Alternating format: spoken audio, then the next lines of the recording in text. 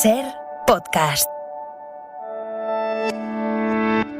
Hola, soy Javier Ruiz y esto es Hora 25 de los negocios. Hoy empieza el apagado de iluminación pública, desde la Torre Eiffel hasta la Torre de Pisa.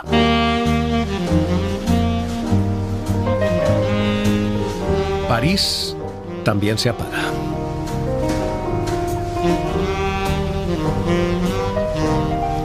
Desde hoy se apaga la Torre Eiffel.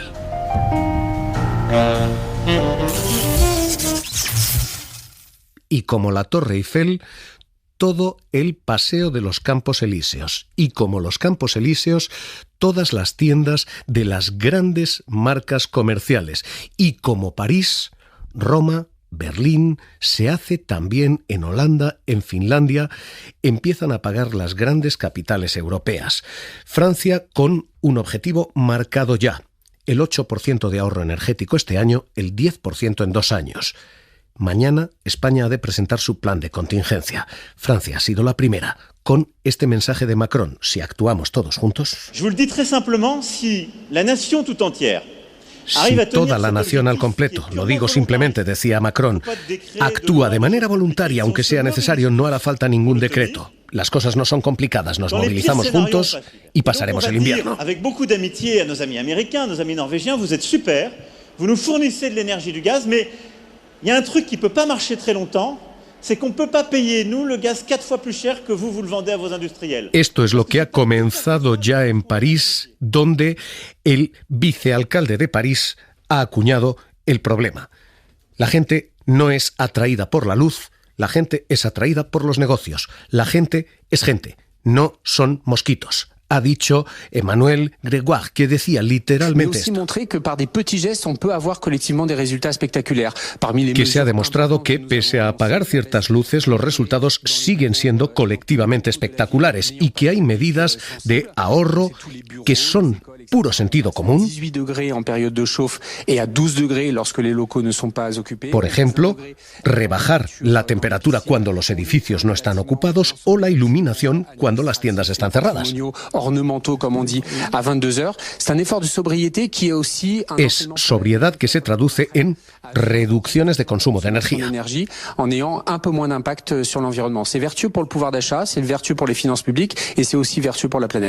Es un ahorro para las finanzas públicas, es un ahorro de energía, es un ahorro para el planeta. Con esta filosofía, París apaga desde hoy. Vicens Batalla, París, ¿qué tal? Muy buenas noches. Buenas noches. El plan de sobriedad energética del gobierno francés es muy prolijo, pero adolece de no ser obligatorio. Solo lo es para la propia administración. Es decir, los edificios públicos van a limitar a partir de ya la calefacción a los 19 grados e incluso 18 los días que haya una fuerte presión sobre el sistema eléctrico. También se corta el agua caliente en los sanitarios, excepto en las guarderías y los centros médicos, y se fomenta el teletrabajo cuando sea posible, al tiempo que se pone un tope a los vehículos de servicio de 110 km por hora en las autopistas. Además, los ayuntamientos deberán bajar de 1 grado la temperatura en las piscinas y de 2 en los gimnasios, aparte de apagar la publicidad luminosa entre la 1 y las 6 de la madrugada. En cambio, para empresas, comercios y familias, las medidas solo son recomendaciones. No se va a controlar si la calefacción está más alta de esos 19 grados o más baja de los 26 en verano para el aire acondicionado. Únicamente se ponen en marcha ayudas para cambiar termostatos, aislar las casas y fomentar el transporte público. Esto es lo que critican las asociaciones ecologistas, porque consideran que la efectividad de todo este plan quedará hipotecada. Incluso se ha retirado la posibilidad de condicionar la remuneración de los directivos de las grandes sociedades a que cumplan con estos preceptos. En todo caso, para saber si se logra este ahorro del 10% de consumo energético en 2 años, perseguido por el gobierno, 5% el primer año, semanalmente se publicará un mapa del consumo en el país llamado EcoWatt. Así que ahora mismo esto es lo que tenemos. París, Francia, ahorro energético de entre ese 5-8% el primer año, 10% en 2 años. En Italia, esta tarde, Consejo de Ministros extraordinario para aprobar exactamente esto. Medidas de recorte con un Mario Draghi que decía: Le previsioni sono preoccupanti per il futuro. que las previsiones son preocupantes para el futuro y que por tanto es necesario actuar y ahorrar energía. Y eso es exactamente lo que acaba de aprobar también Italia, incluyendo recortes de calefacción doméstica. Roma, Joan Solés, ¿qué tal? Muy buenas noches. Sí, el Consejo de Ministros italiano acaba de aprobar esta misma tarde ayudas adicionales a familias y empresas por valor de otros 10.000 millones de euros ante los aumentos de gas, electricidad y carburantes.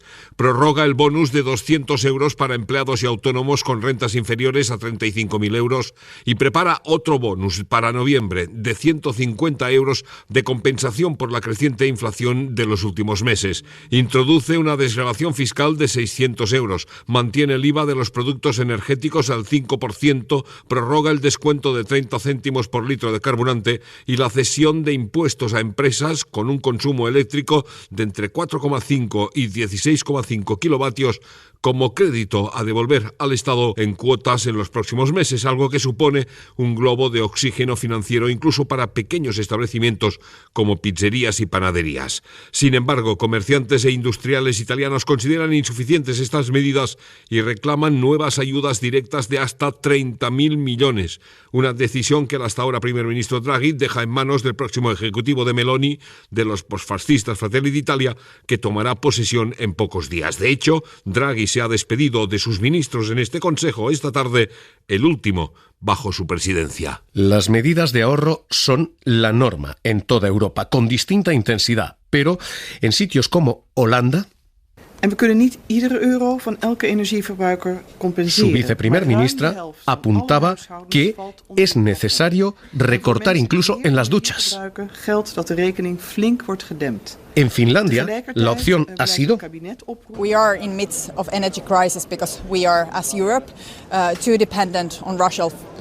siendo conscientes de la dependencia de los combustibles fósiles rusos, reducir el consumo de aparatos móviles. El gobierno pide a la población menos consumo de teléfono móvil, de iPad, de pantallas, básicamente para ahorrar también en ese consumo. Y en Alemania, Olaf Scholz ha llegado a decir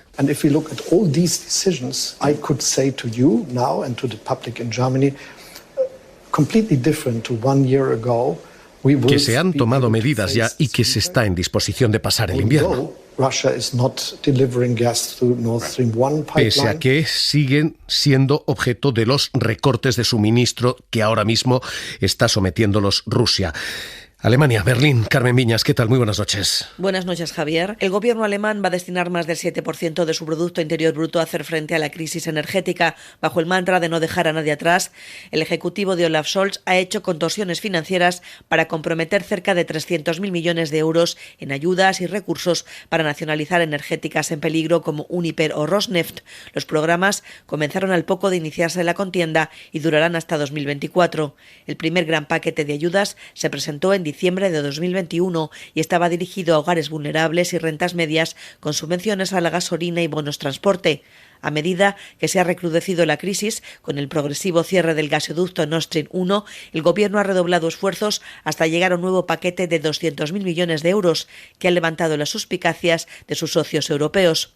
Esta mañana, una comisión de expertos designada por el Ejecutivo le ha propuesto asumir la factura energética de diciembre de los particulares y marcar un tope al precio del gas. Así que esto es lo que hoy hace Italia, lo que acaba de aprobar también Francia, lo que tiene ya en cartera Alemania, 300.000 millones de apoyo, y lo que completa el Reino Unido. El Reino Unido ha anunciado 150.000 millones de gasto público para pagar esa factura energética y para pagar ahorro energético.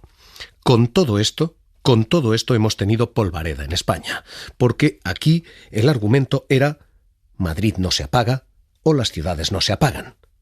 Con todo esto, y pese a todo esto en toda Europa, ese sigue siendo todavía el discurso de algunos sectores políticos, a 24 horas de que el gobierno apruebe mañana el plan de contingencia, es decir, el plan de ahorro para la administración y para la sociedad española.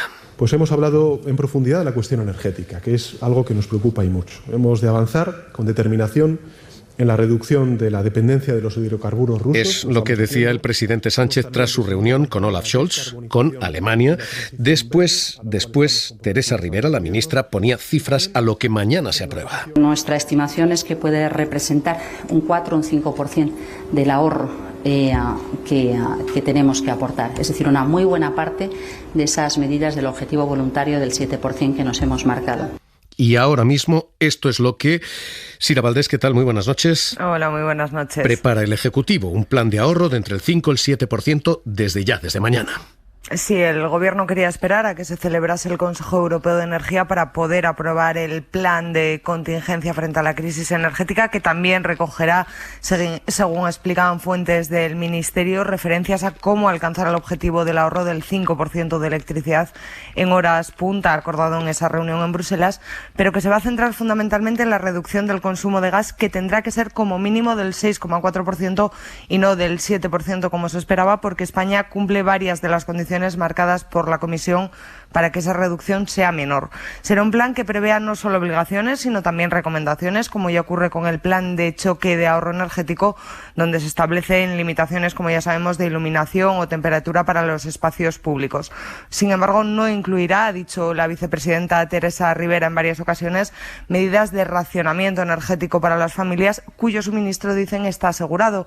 Del contenido del plan aún no se conocen muchos más detalles, aunque, como en el caso del plan de ahorro, el Ministerio de Transición Ecológica apostará por medidas que impulsen la eficiencia energética, además de por la sustitución de combustibles, preferentemente por energías renovables, y también explicará cuáles son los mecanismos de solidaridad con terceros países que España puede poner en marcha a partir de ahora. Con todo esto suena especialmente extemporánea una oposición política a estas medidas con frases como aquellas que escuchamos. Madrid no se va a pagar por decreto, se va a pagar si Sánchez así lo impone. Pero lo que sí considero es que aquí lo que está agotado es su tiempo. El tiempo de Sánchez... Hoy les recomiendo lectura especialmente interesante, la que firman Emilio Sánchez Hidalgo, Ignacio Fariza y Mikel Ormazábal en el diario El País. España, líder de derroche energético. Recogen el informe que realiza Alejandro Sánchez de Miguel y básicamente ese informe dice, investigador de la Universidad de Exeter, que España consume unos 114 kilovatios hora por habitantes. La iluminación 114 es tan alta que superamos con mucho a Portugal 105, a Grecia 95 o a países con consumos muy, muy inferiores. España ilumina más e ilumina peor. Así que hay muchos problemas y muchas vías de ahorro en esto. Insisto, ese informe, es especialmente interesante. Les recomiendo hoy lectura. Lo firma el investigador Sánchez de Miguel, Alejandro Sánchez de Miguel. ¿Qué tal? Muy buenas noches. Muy buenas noches. ¿Qué falla aquí? ¿Por qué? ¿Por qué tanta iluminación? ¿Por qué tan poca eficiencia?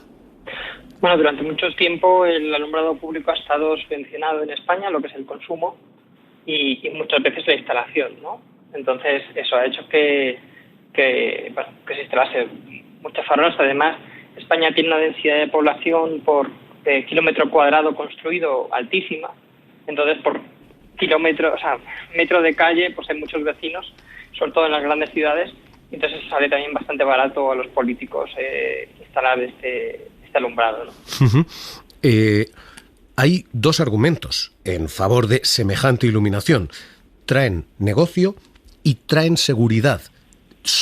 A veces dicen algunos de estos políticos que hemos escuchado, son mejores que la propia policía. ¿Traen comercio? ¿Traen seguridad? Bueno, en general en España no se ha hecho ni un solo estudio en tema de seguridad y iluminación, así que es un poco difícil sostener esa afirmación. Y los estudios que se han hecho en otros países indican que una vez que hay un mínimo de iluminación no se produce más seguridad, ¿no? Y el caso de Madrid es un ejemplo de cómo eso es así, ¿no? No es prácticamente discutible. ¿Y comercio? ¿Traen actividad económica? En mi opinión, no. Tampoco hay muchos estudios al respecto. Sí que es verdad que, pues evidentemente el que haya iluminación en determinados lugares, se utiliza como un indicador de actividad económica, pero, por ejemplo, pues eso tiene sentido a las 10 de la noche, a las 8 de la noche, pero no a las 2 de la madrugada, ¿no? A esa hora pues no hay comercio. La iluminación a esa hora pues no tiene ningún sentido. Las cifras que publica usted, las cifras actualizadas, dicen en España estamos con un alumbrado exterior, municipal fundamentalmente, que suma el 2% del consumo total, frente a nuestros vecinos que consumen entre el 1 y el 1,5, la mitad en muchas ocasiones.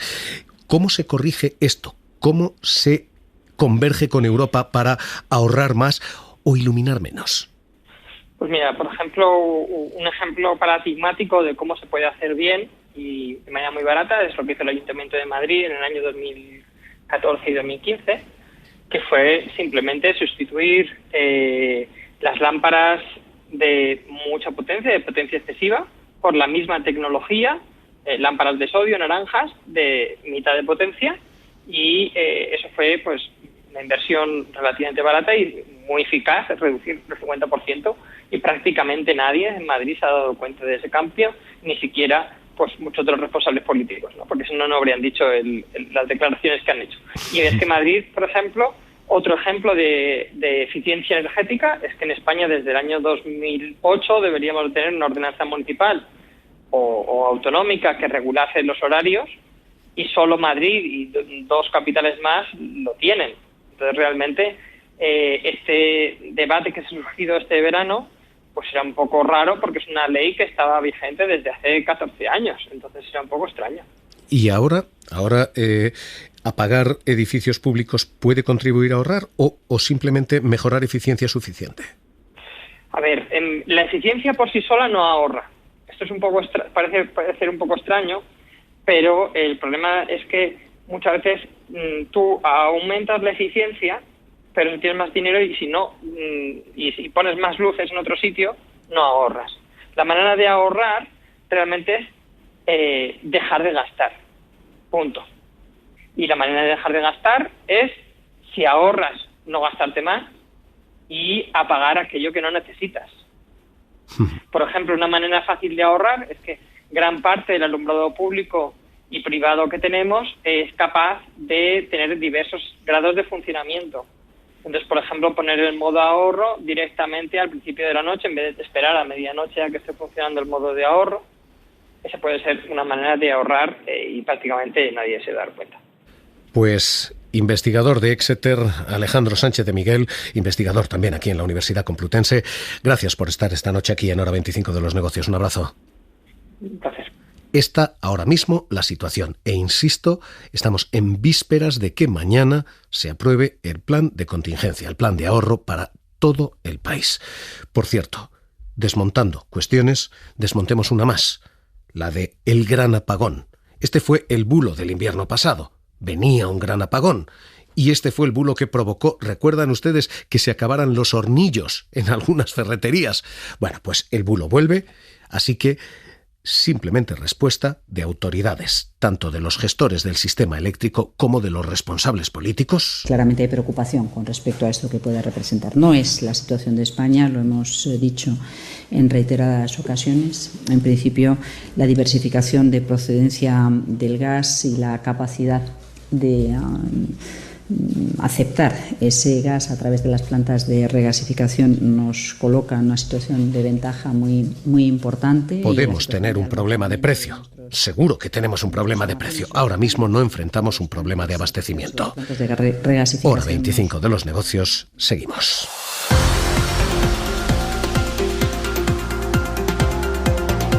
Suscríbete a Hora 25 de los negocios. Todos los episodios y contenidos adicionales en la app de Cadena SER y en nuestros canales de Apple Podcast, Spotify, iVoox, Google Podcast y YouTube.